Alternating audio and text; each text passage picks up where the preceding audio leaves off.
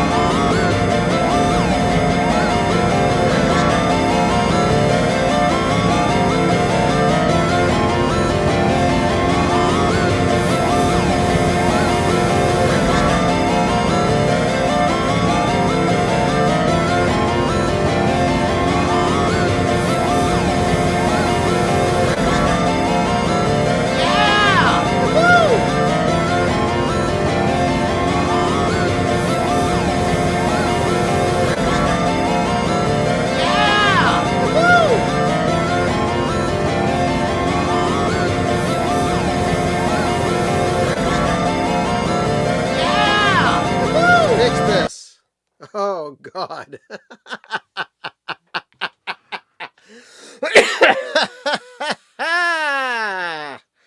Oh, my God. Where am I? Where am I? Oh, there I am. Hello. Oh, what a night. What a day. What a week. I hope you enjoyed that. Nuts. Crazy, crazy, crazy, crazy, crazy, crazy, crazy. Hey! Woohoo! All right. Might as well get to this show. Open up ye old Diet Koche. All right. All right. Oh, we got some good stuff here. We got some good stuff. Yes, indeed. Love it, love it, love it. All right, folks. Let's get some sort of semblance of normalcy or something, behavior. I don't know. Hi, my name's Bill. You're watching Bill's Box of Sound, and this is our weekly Saturday Night Live stream. Let me fix these lights back here. Woo! All right. Hiya, Frank. All right. Yeah, see, there's Frank back there. Okay. All right. I hope you enjoyed that little bunch of cacophony there. I love using a synthesizer the same way that Robert Fripp used a guitar in Frippertronics.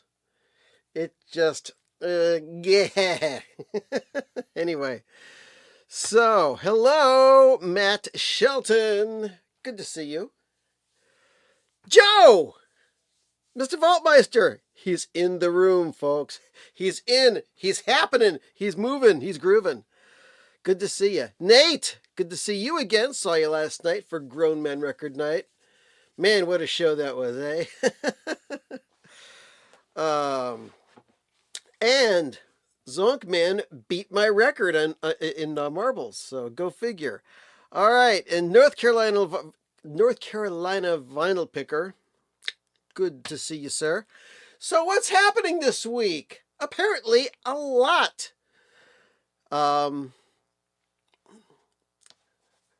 Don't ask any questions because I have no facts. So we're just doing that. There's no Zappa news this week. And I'm sure that JT Media content will verify that. Anyway, Memphis Lonnie, good to see you, sir. Good to see you. All right, so bunches of news going on this week. I'll get to a few of them, I hope. Let's see. First of all, one thing that I've been rather happy about is the fact that Branford Maresalis has signed with Blue Note. Yes, indeed. Now, you know who he is. He's a saxophone player. I don't have that many albums by him. I have more CDs than albums, but I'll just show the albums that I got. I got the Scenes in the City album by him. I've got Renaissance. I've also got Random Abstract. But yeah, he is a unbelievably wonderful saxophone player, and famously a son of Ellis Marsalis Jr., brother of Wynton Marsalis, but just more than anything else, he's really done a lot of really cool stuff in the music world. Aside from his jazz career, he's got quite a pop career. He's played background with a lot of people, with pop and R&B. He was on several Sting albums. He also played with the Grateful Dead. He's on a few Grateful Dead live albums. So very cool. So aside from the fact that he has signed with Blue Note, he's got his first album coming out on March the 28th. And it's with his quartet. And the name of the album that's coming out is Belonging. And if you're a fan of ECM records, as I know some of you are, there is an album called Belonging by Keith Jarrett, with Jan Garbarek on sax, Pelly Danielson on bass, John Christensen on drums. This is a classic. Came out in 1974. And they did a couple of other albums. They did the My Song album and also the Nude Ants album, which is a 2-record live set. But this is the album we're focusing on here. This is also the name of the new Branford Maresalis Quartet album. And it's important that we show this because that album is going to have as its songs all the tunes from this album. Yeah, the Wind Up, Belonging, Solstice. Hold on a second, and that one track that Steely Dan kind of borrowed from, called "Long as You Know You're Living Yours." Oh yeah, Spiral Dance and Blossom. Yeah, this is a people say it's a modern jazz classic. Well, usually when they talk about classic jazz records, they're talking about records from the 60s or before. This is a stone cold classic from 1974. So album's about almost 51 years old. And just the idea of having Branford Maresalis cover this album is just so mind-bogglingly wonderful to me. Go to the Blue Note site. You can listen to one track from the album as they are previewing that. I'm going to try to get a hold of Blue Note myself and see if there's any way that I can get an advance copy, or hey, you never know, maybe even get an interview with Branford. That'd be cool. Be super cool. What else? A big thank you to everybody who's been watching the Beastie Boys video that I put out, which has kind of it has excerpts from one of these live streams. It also has a lot of other stuff in it. And wait a second. Very funny, Lonnie. I hear Branford's next album is going to be called Led Zeppelin 4. Good one. Good one. So anyway, after I put out that Beastie Boys collection video, I've been getting a lot of good response from that, and actually got a hold of this one here on vinyl, the Root Down EP, which has the LP and 2 remix versions of Root Down, which heavily samples the Jimmy Smith song Root Down and Get It. But the rest of the tracks on this are live tracks. Really nice. I mean, it's got an interesting version of Time to Get Ill, Heart Attack Man, The Maestro, Sabrosa, Flute Loop, Time for Living, and Something's Got to Give. Very nice. And I got a couple of other things that are in the pipeline. Some other new records I got this week. Mikey Bananas, if you're watching, you'll be envious of this one. The Commander Cody Band. This is an album he did 1981, called Lose It Tonight. And this is known for a rather cool song. I mean, about half the album's really good as far as Commander Cody stuff goes, but the best song on this is Triple Cheese Side Order of Fries. What a great tune. You can look for it on YouTube. There's a very creative video that they made for it. What else did I get? Found a used copy of Foreigner's Double Vision. Picked that up. Got this album, which you can't see what it is. No, it's not the White Album. And it is Santana's Welcome album, which it's like they put out this album after they were having some hits. And this album has no hits on it. This album has no hits on it whatsoever. But almost, very light cover on it. As a matter of fact, I don't know if I can get it to, you can see a little bit, there's all sorts of embossed stuff here for the word welcome, which is the name of the album. And this album, I mean, there's jazz influence in the Santana Band stuff, but this is a jazz album with rock influences on it. And I mean, Alice Coltrane plays on the first track and arranges the first track. Mahavishnu John McLaughlin plays on the last track. This is a deep, deep record. There's mostly instrumental. There's a couple of vocal cuts on it. Flora Purim does vocals on this album as well. So yeah, welcome. It's kind of an obscure Santana Band album. Oh, so I was at this one store. We've got a chain of record stores here in the Cleveland area called The Exchange.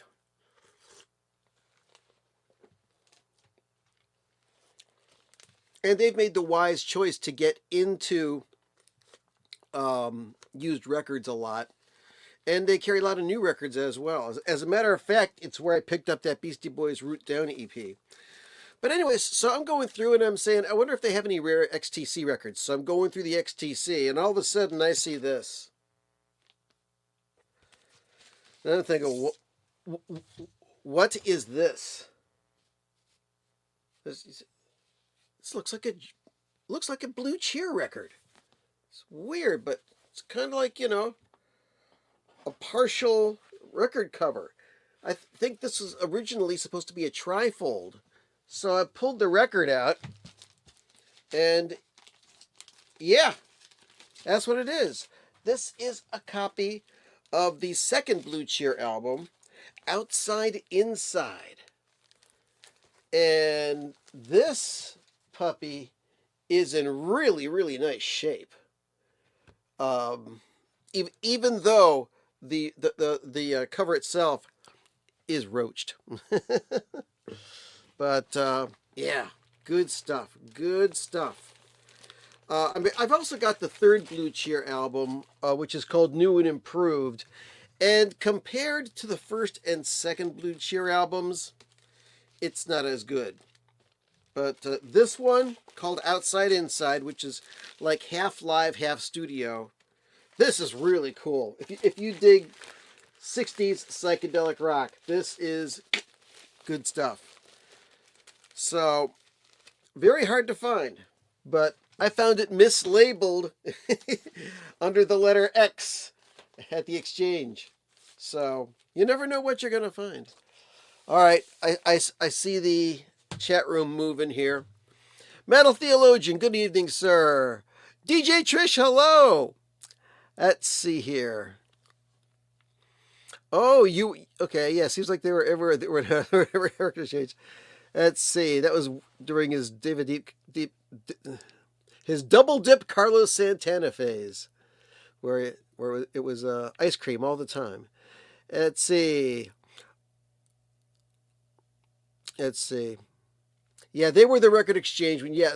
Metal Theologian, former Cleveland area resident, and he did for a while work at the Record Exchange. I believe it was Detroit Road, Lakewood location. And let's see. Oh, what's new here? Oh, Bill, I got an OG pressing of David Bowie Young Americans this week off eBay. Came with a cool promo insert. I'm curious if you got that or what color your record label is. I will be happy to oblige, sir. Very nice. Let me grab my David Bowie Young Americans. Where is it? Let's see. Nope, that's Heroes. Low. Diamond Dogs. Here we go. Or as I used to call it, Dumb Americans. She was a dumb American. David Sanborn wailing all over it. Okay, so here's mine. It's got the textured cover. And, all right, so let's pull this out. It hasn't got an insert, but it does have a custom inner with all of the lyrics on it. And let's see here. Actually, Metal Theologian, that location is still there, and it's called The Exchange, and I still go there every once in a while. But this one has this cover. It's not a Dynaflex, although it's kind of thin, but it's got the kind of a golden label on it. So, yes, DJ Trish, this is a very well-worn chair. As a matter of fact, this week, the missus and I were at Costco, and I was looking at possibly a gaming chair to replace this thing. And yeah, this looks like hell. Check this out. This is one sad-looking chair. I mean, I can just take this and here we go. Just peel this stuff off, and there you go. There's some of the artificial leather that's on that seat. But yeah, it is comfy. This is a very relaxing seat. Okay, so it was orange. So yeah, this is a tan label, not the orange. This is a tan label on this one. Oh, very cool. So yeah, I'm. Let me double check my Discogs list, see if I've entered it in there, because I don't have all of my stuff entered in Discogs. Let's see. Let's search your collection for Young Americans. Let's see. Nope, I don't have that in there, so I'm going to have to do some research, and I will get back to you directly about that. Interesting stuff. Oh, and let's see.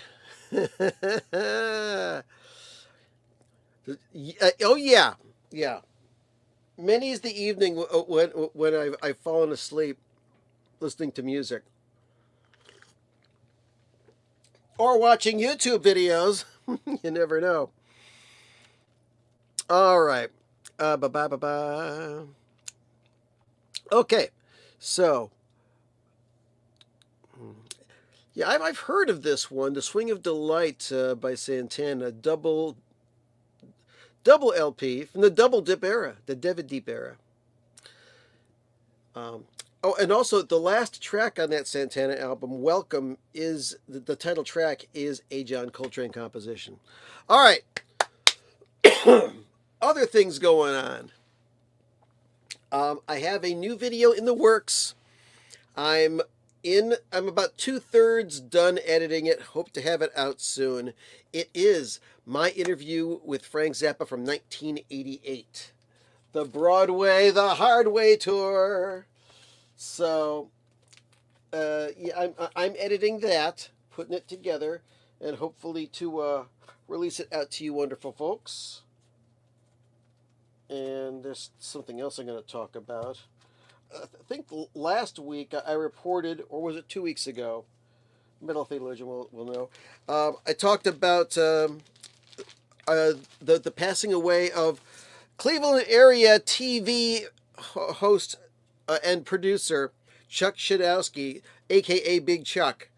When I got a whole bunch of records from the Ghouls collection, I got this thing here, Sauerkraut in Hi-Fi. And look at this. This used to belong to Big Chuck. A little piece of masking tape on there with Chuck Shadowski written on that in magic marker. Crazy. So yeah, that's my Big Chuck souvenir. Let's see. And no, DJ Trish, I did not know about Mars and Venus, but I hope they are all right tonight, as Paul McCartney has said. Okay, we lost Marianne Faithfull this week. I have no Marianne Faithfull solo albums, but you know she did stuff with the Rolling Stones. She even played on a no, she sang on a Metallica album. Yeah, but anyway. Um, well, I didn't raid the Ghouls collection. I got some of the Ghouls collection. Um, um, I was trusted to sell parts of the collection, and I did sell some of the collection. But some of them I saved for myself, and that was one of them. But all the good stuff out of the collection, the really cool stuff, because the Ghoul was one of the biggest Beatles and Stones fans I've ever known. As a matter of fact, the first time that I saw the Stones live in 2002, he got me the tickets, and I sat with him and his wife at what was back then, I think, was still called Gund Arena, and we had some really great seats for the Rolling Stones, and Elvis Costello opened the show. So there. But yeah, I missed the Ghoul like crazy. All right, enough of that stuff. Yes, Broken English is an essential Marianne Faithfull record, and I need to get that. But let's get to some more stuff here. Let's see.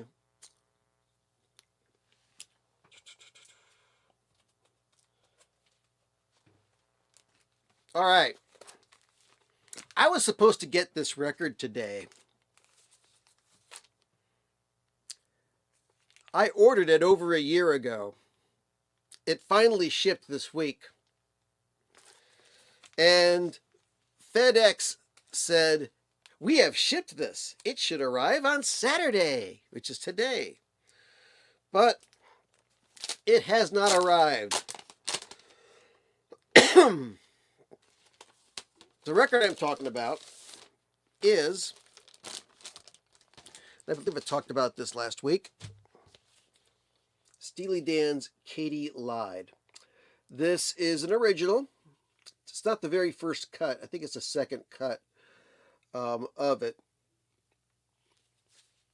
And sounds good. This is the very first copy I got back in the 70s. Oh, hello, Mr. Finger. Under my thumb, the bass guitar with 6 big strings under my thumb. I'm going to be talking about something that you're going to be very interested in just a little bit later, Thumb Finger. So good to see you, my man. Good to see you. All right. So, I also have this Mobile Fidelity Sound Lab. This is the early Mobile Fidelity. This came out in like 1978 or something like that, or 1979. This is back when paying $20 for a record was unheard of. But this is the half-speed mastered by the good old Stan Ricker. And back when they used to have all sorts of little inserts in here, as well as, let's see, little card that you could fill out and send back to them. And it even had some technical requirements and audio equipment that they use at the Mobile Fidelity Sound Lab, should you want to investigate them. So, but I have ordered the ridiculously expensive ultra high quality record from Acoustic Sounds, and I'm not going to get it till tomorrow. So maybe next week I'll be talking about it, or I will put out a standalone video of my review of the Steely Dan Katy Lied later on this week.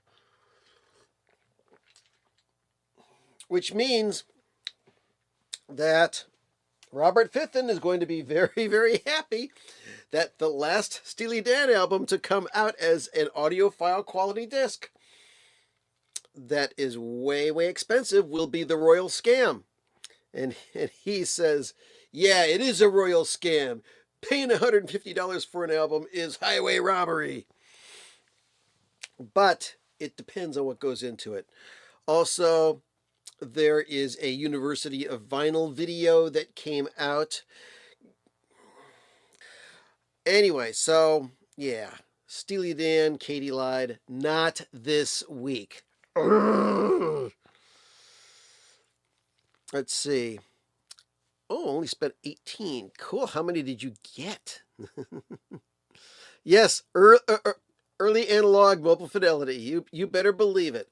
And they still do analog when they can. It's just that they've found a reliable way of using a digital step to make their records. Unfortunately, not all of their records sound as good as they can, but they have their own way of doing it.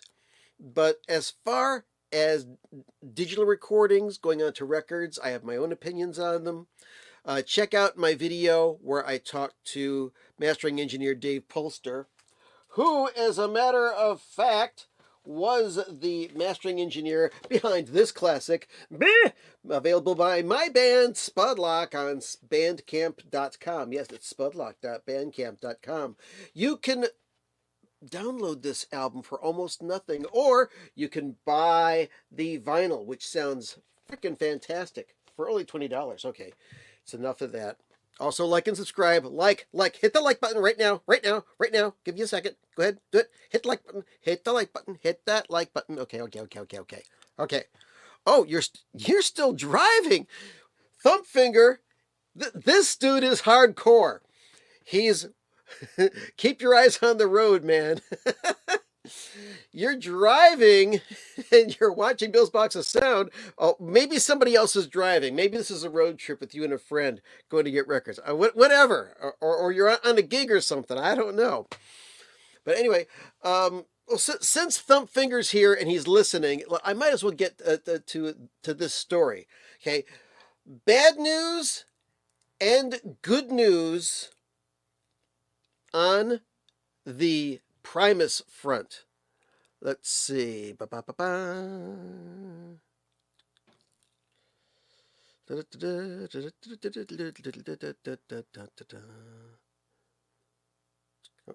Very, very interesting, Lonnie. Thank you very much. Anyway, so as we've detailed on this live stream before, um, earlier this year, did my voice just crack?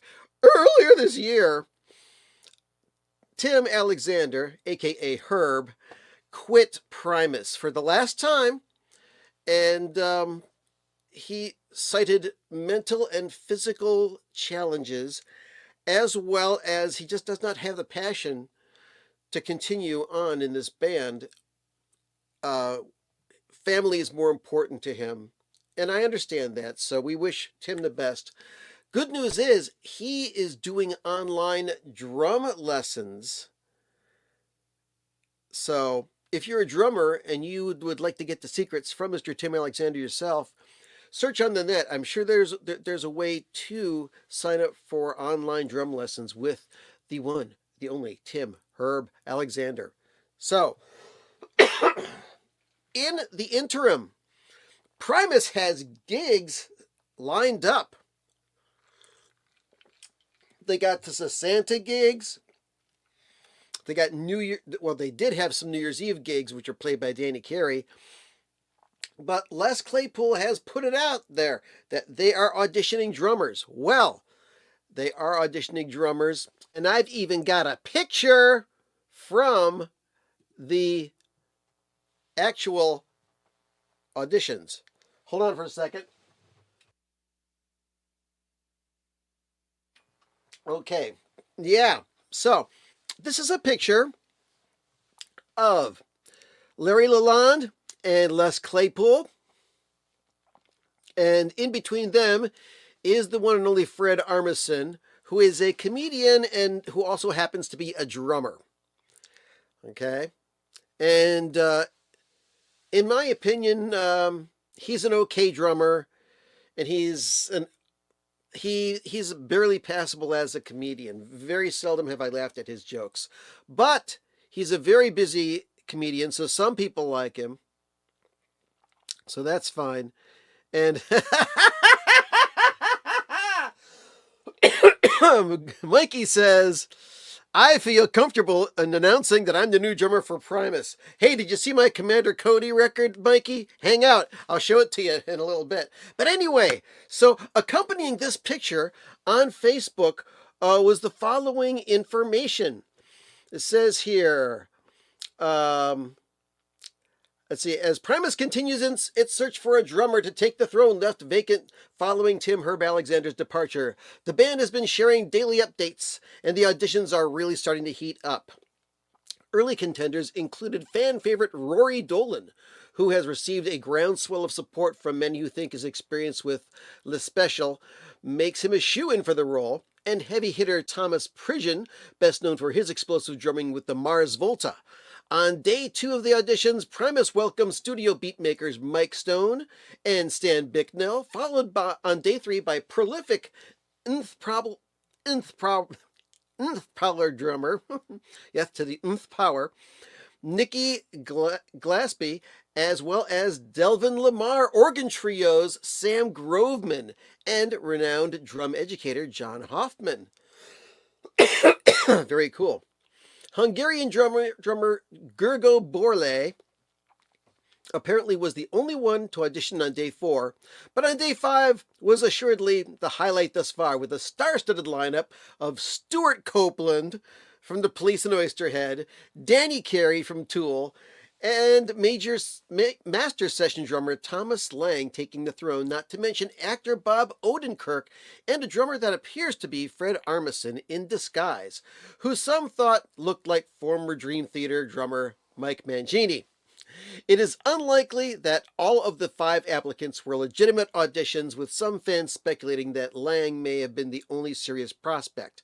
In any case, Primus, unsurprisingly, has an incredible list of drummers to choose from, and the decision seems only to be getting harder. So, that is cool information about the Primus drummer situation. And I'll give my other piece of information about Primus in just a second here. Mikey Bananas, look at this. Commander Cody Band. This is the album with triple cheese side order of fries on it. Because I couldn't find the 45. It's extremely expensive and it's only available overseas. But this is weird. This album was not on your regular rock and roll label. This is a label that catered to the product of children's records. This is a rock and roll album that came out on the Peter Pan label. Go figure. That's weird. But yeah, this has triple cheese side order of fries on it. So you should seek it out, man. Get it on Discogs or something. Yeah. No. It is on that album.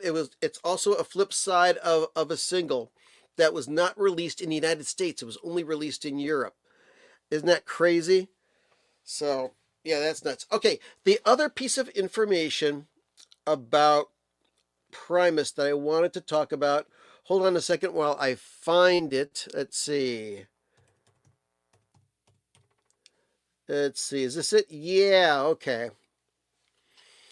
I'm gonna bring this up on my browser and then show it to you guys. Okay. All right. So speaking of Primus, and speaking of the members of Primus, let's see. Let's share the screen with this one right here. Okay, let's share that. See if it looks good on the screen. Yeah. Lure Benefit T-shirt. I'm going to read to you from the email that was sent out by Club Bastardo. On Tuesday, January 7th at 10:40 a.m., this is Les Claypool talking, by the way, I got a video text from Lure Lalonde with the words, "Here we go," in the caption. The video showed flames and a large plume of smoke coming down the hillside above his house. I guess that Larry lives in the LA area. Since that moment, Larry Lure Lalonde and his family have been on an emotional roller coaster I can only imagine in my worst nightmares. He and many others like him lost their homes and possessions that very day. But Lure, being the positive, happy-go-lucky fellow that he is, has been surprisingly upbeat and has continued to be very professional and selfless in his commitment to Primus and the fans by moving forward with the process of auditioning a slew of drummers in the midst of trying to put his and his family's lives back together. I am amazed by his resilience and his commitment to keep moving forward. In the spirit of Lure, we have created a T-shirt in his honor to help ease the burden of his loss, as well as create a platform to donate to Raise Pally campaign. Wear it in the spirit and support of a great guy, friend and father, Mr. Larry Lure Lalonde, and it's signed Les Claypool there. Now, let me scroll down just a little bit here about this, and there's more information. And this is really cool. You can donate some money and donate to a very cool organization and get a T-shirt at the same time. Okay? It talks about the Raise Pally campaign.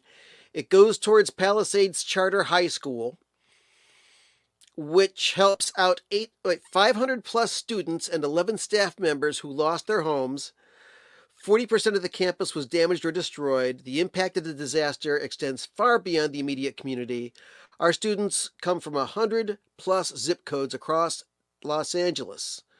27 of our students are from low-income households and qualify for free or reduced price lunch. So the money that you donate to get this T-shirt will help to replace student devices lost in the fire and provide internet hotspots, repair technology infrastructure, because the room that housed the school's servers and equipment was completely destroyed, cover costs of a temporary alternative location for the school, replace supplies and equipment, including basic classroom materials, computers, books, art supplies, etc. Pay for additional bus transportation for sports and competition teams. No games or events can happen on campus. So yeah, when you think about this, these kids need to go back to school, and this is a great way to contribute to the cause, help out some people that really freaking need it, and also get a T-shirt in the process. It's a win-win situation. So yeah, by all means. And also, my heart goes out to the people, not only in DC, who lost family and friends, etc., in the plane crash over the Potomac, but also the plane crash in Philly, where a small plane crashed on, I believe it was Friday night. Just crazy, nuts stuff. Um, it's a wild ride that we have here. Okay, so keep it on the up and up. Keep it on the positive. Yes. Other things here. So even though I'm getting that Steely Dan Katy lied tomorrow, I can only listen to it on my secondary turntable, because my good turntable, my Technics 1200, is currently in repair. Got a call from the dude who's doing the work on it, and this is a turntable that's almost 25 years old, but still sounds wonderful. Laser tight speed control, and tone arm's in great shape, but there's problems that are going on with the cueing and with the anti-skating, and also with the VTA adjustment, and also with the little LED light that pops up and illuminates the record. So heard from my guy, and he let me know that he's got the whole thing apart. He's working on it, and a lot of the problems that I'm having with the tone arm is just simply due to age. The oil that was used when they made the turntable has been through a lot, and it's aged. So he's removing all of the old lubrication, putting some newer, higher grade lubrication on it. He's also going to replace the spring that does the anti-skating, because it's just doing some weird things. He's going to be lubing up the cueing so it cues nice and soft now. Just, giving it a 40,000 mile checkup, or should we say 400,000 mile checkup. So yeah, I'm quite excited about this. So maybe in a couple more weeks, I'll get the turntable back. I'll be able to listen to my albums in utmost fidelity, and I'll do a video about it as well. And I'll take you inside of the record store, where the guy who owns the record store, he's doing the work on my turntable. That's very cool. Let's see. Did Primus split bad with Brain? I don't know. I really liked Brain's work with Primus as well, on both the Anti-Pop and definitely on the Brown album. Brown album gets a lot of bad rap from a lot of people, but it was intentionally recorded as a lo-fi album on a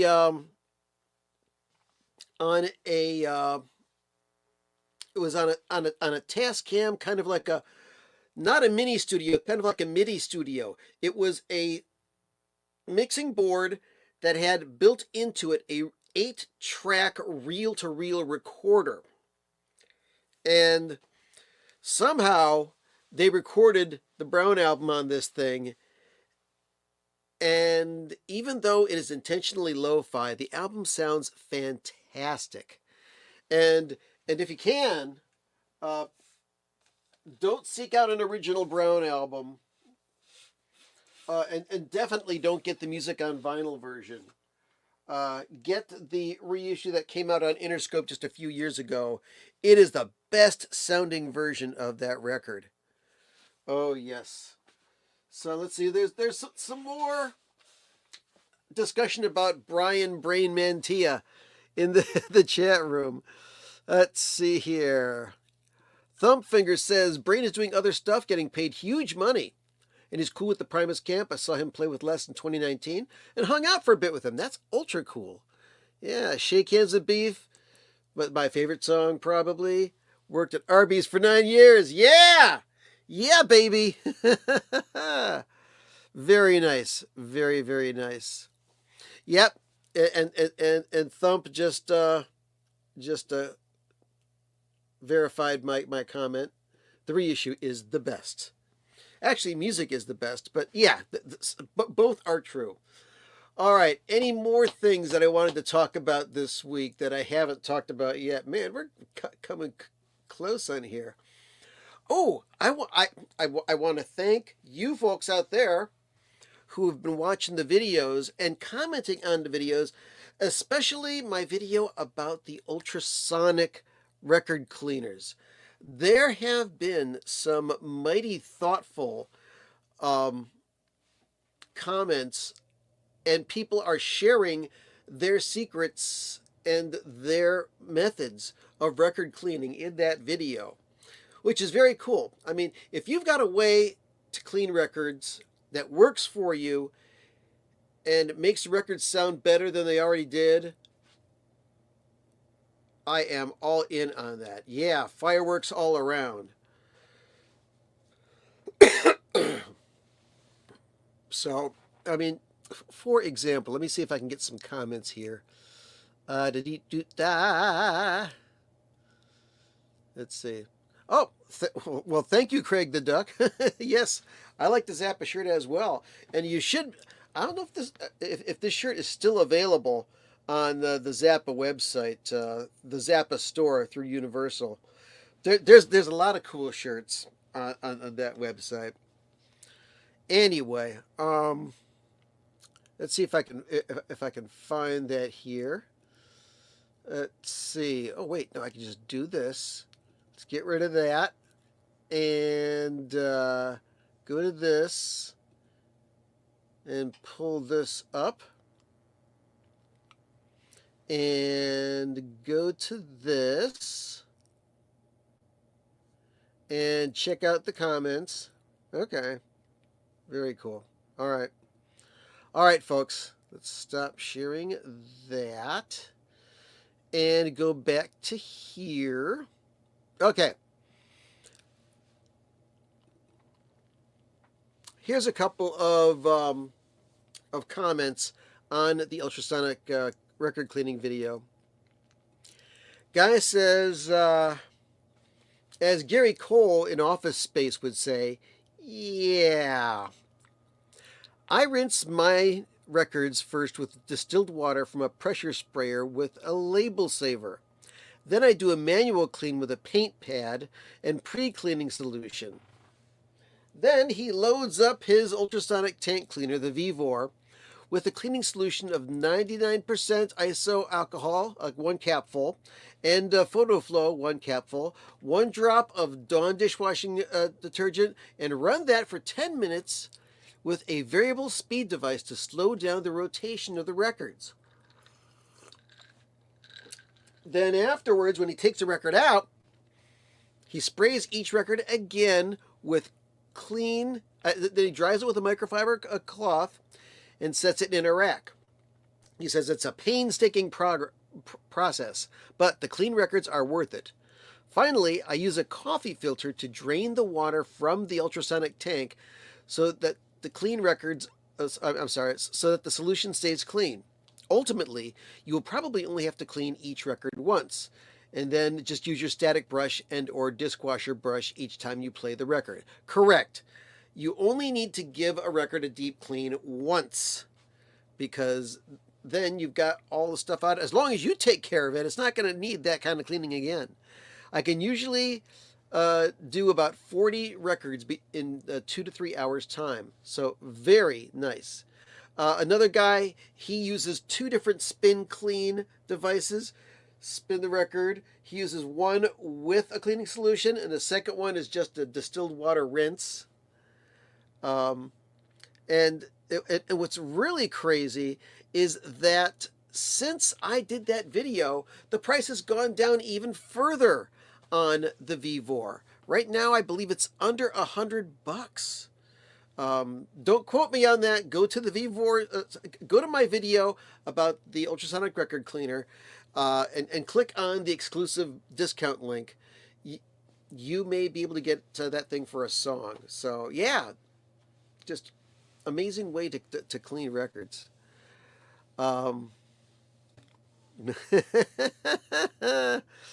Listen to this. Okay, wait a second. Sounds like a huge pain in the ass. Have you ever heard of playing vinyl wet? Yes, I have. And it is not recommended because it is possible that you may disturb the glue that holds the diamond into the cantilever. Plus, it kind of mutes the highest frequencies just a little bit. I would not recommend playing vinyl wet. I tried it many years ago. I think I tried it about 15, 18 years ago. And while it was interesting, it was like somebody had taken a blanket and put it over the speakers. The only time that I know that somebody has used any sort of wet record to record it was, I guess, that Jack White had an original acetate of Elvis Presley doing "That's All Right, Mama," and had the permission to remaster it. The place that did the cutting played the original to get the audio off of it, and he had some sort of moisture on the record that they removed immediately afterwards with a vacuum. But in general, I do not recommend playing a record when wet. It's just not that. And don't use lighter fluid to clean a record. No, bad, horrible. And good old reliable Mikey Bananas, yeah, he gives his records the hot tour. Yes, indeed. Oh, nice stuff. All right, so what else am I going to do? All right, last thing before we hit the road here is wanted to go through some of my XTC 45s. I used to have like 3 times this amount of XTC 45s. Oh yeah, Craig. Yeah, people do use lighter. Now, of course, it'll make the record shiny, but it can chemically damage the record, depending on what the compound of the vinyl is, or the plastic or polystyrene that's used. I don't know. Anyway, I used to have like 3 times this amount of XTC records. Lost a whole bunch of them when I moved from one place to another. I don't know if it was a flood or what, but I've been slowly getting my XTC 45s back. And you're saying, why get the 45s? Because that is the original, and in some cases, the only way to get the B-sides, the non-album B-sides. Almost every single XTC single ever made has a non-album B-side. Let's start with 10 Feet Tall. Now, not only is this a different version of the song 10 Feet Tall from Drums and Wires, this also has 2 songs on the flip side. Helicopter, the LP version, and Somnambulist, which is kind of a ambient, laid-back XTC tune. That's really cool. Also, a lot of these XTC records have very unique sleeves. Take this one, for example. Towers of London. Okay. This is a custom sleeve.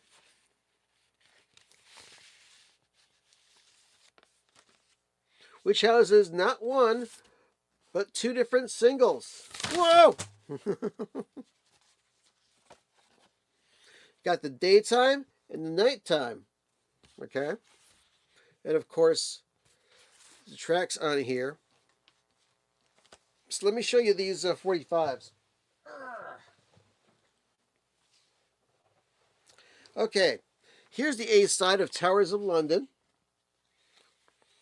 Flip side has a 4.5 minute live version of Set Myself on Fire.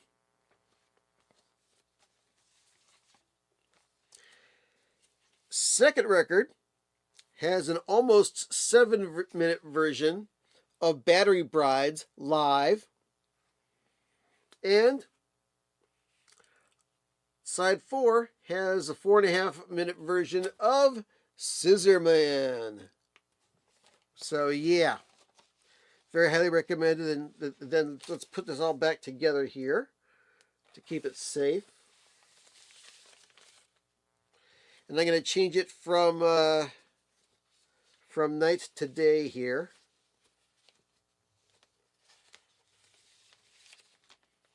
There you go, Towers of London. Here is an early XTC single. When Barry Andrews was still in the band. Wait a second, you're late? Mowgli says he's late. I have to start over. Shit. Okay, well, Branford Maresalis, don't forget it. You can watch it afterwards. Okay. This is a single of Are You Receiving Me? One side with the question mark, the other side with the exclamation point. Both of these songs are non-album tunes. We got Are You Receiving Me? And we've got Instant Tunes. And yeah, a lot of these tunes ended up on the Waxworks and Beeswax album. And also on, let's see, there were a couple of single compilations. Let's see, Mikey wants to know, do you think XTC is the 80s version of the Beatles? No. The Beatles is the Beatles, XTC is XTC. XTC is just a fucking unbelievable great band. I first heard them when I was reviewing records, and I was picking up some of the stuff that looked like punk. I grabbed a copy of Drums and Wires, which is the first album that had Dave Gregory on guitar. Took it home, and by the end of Life Begins at the Hop, I was hooked. Great album, just intelligent, great songwriting. I just love XTC, and what can you say? The Meeting Place, single from the Skylarking album. Now, not only does this have a B-side on it, it is a record on clear vinyl. Completely clear. And let's see, what was the flip side of that? Meeting Place was The Man Who Sailed Around His Soul, which it's almost a B-side, but it's a song that is on some versions of Skylarking. What else we got? Oh, here's an early one from Drums and Wires. Speaking of no, not Drums and Wires. This is from Black Sea. And this is Respectable Street. And the flip side on this one is two songs. Strange Tales, and Officer Blue. Very nice. Yep, clear from the 80s.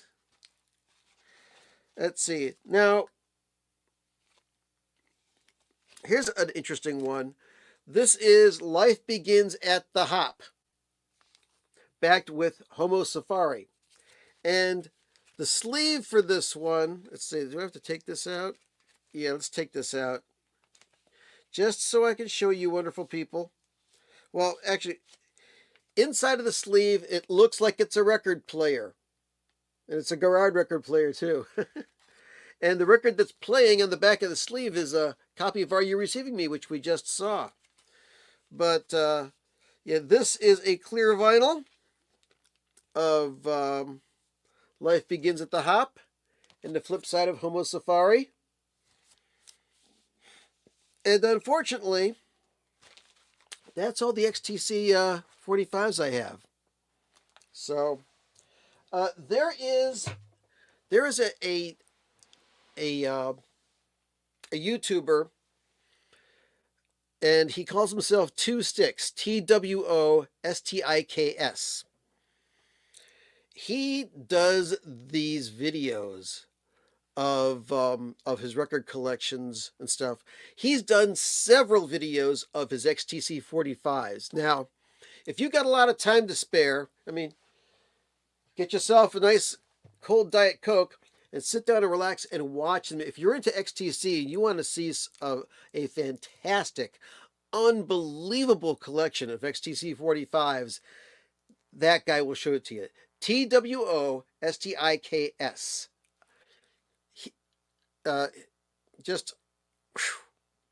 He's got the best collection of XTC 45s.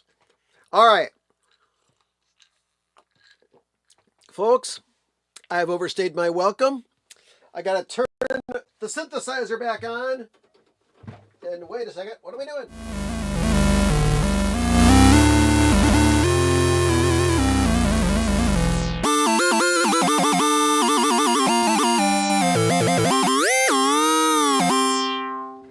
All right, folks. So, aside from that, I want to thank you for stopping by. Like, subscribe if you are not already subscribed. What's wrong with you? Come on. I hope you have a great week. Please consider contributing to the Raise Pally thing. Go to clubbastardo.com. It's it's back it up here. Where is it? Let's go to clubbastardo.com, or go to the Primusville site. You'll be able to find that lure shirt that you can buy for $40, and they make no profit off of that. Money goes to the benefit of the Palisades High School, which was destroyed by the fires. Lonnie wants to know, Zappacast. Well, no new news on the Zappacast, but when there is new news, oh, you shall know it. Okay? So, yeah, I want to do another Zappacast. I got to talk to Scott and to Joe, if you're still out there, and get something going. Maybe we can get an interim Zappacast going, or maybe we can get something super secret going. Oh, I don't know. I don't know nothing. Okay? And even if I did, I wouldn't be able to say anything, but I don't know anything. Here, gospel truth. I asked Joe if there's any new information. He said, nope, and that's all he told me, okay? That's the gospel truth. And now I'm going back to my incognito state. Yeah, no, I don't know anything about the new Zappa stuff. Anyway, I don't know when the stuff is, but yes, the Zappa interview will be coming out this week for sure. From 1988. Oh, you will love it. You will love it. And, yeah, you know what, Michael, that's not the first time that they've done that. I saw that Zappa newsletter, the thing, and I thought, wait, Chad Wackerman, what? But what can you say? Okay, that's it. Had a great time. Hope you did too. Stay tuned for your local news, except on the West Coast, and have a good night. Let's play some...